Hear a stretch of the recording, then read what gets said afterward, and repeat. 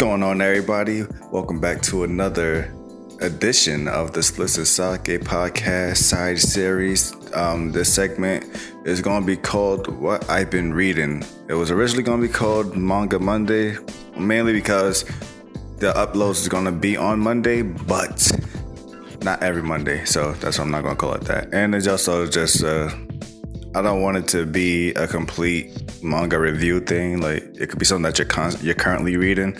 So don't have to make it seem like it's things that I already read. As well, I also like to try to see if we get the community involved with this. Get other people who watch the podcast and support us to get their take on what they're reading and see if it grows. So today's episode, starting off with a manga called Sweat and Soap.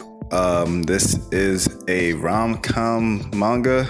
I think the picture just kind of catching me when I was looking for it, so I just got interested in it. It is 11 volume long if you are interested in collecting it or starting to read it. Quick synopsis. It's a odd love story. We have a pair that work in the same office. Well, not the same office, the same company, but for different departments, so they don't normally cross together. But our main protagonist, one of our main protagonists, Asako, she has a condition she's been struggling with since she was a kid, where she just has like a crazy sweating condition. So she was always made fun of it. And then fast forward over to where she's working now. We got Kotaro, who is a perfume developer. He also does other things like make soaps and whatnot. And the soap is, funny enough, one of the things that she loves about working for a company, because they help her relax and like forget about the issues, hence the name Sweat and Soap of the manga. Yeah.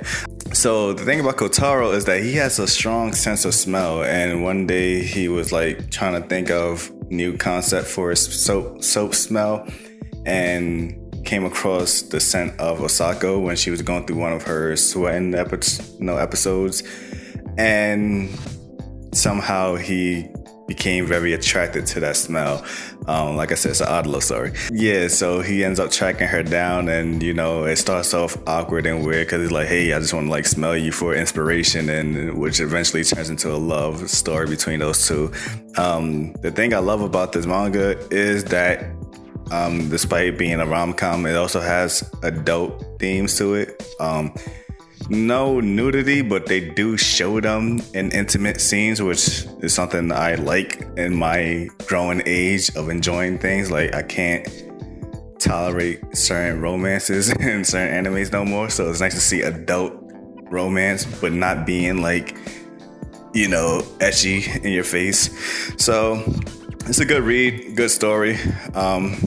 It's a good journey to follow. I recommend reading it, picking it up. Far as I know, there's no adaptations of it, so it's strictly just a manga thing only. And yeah,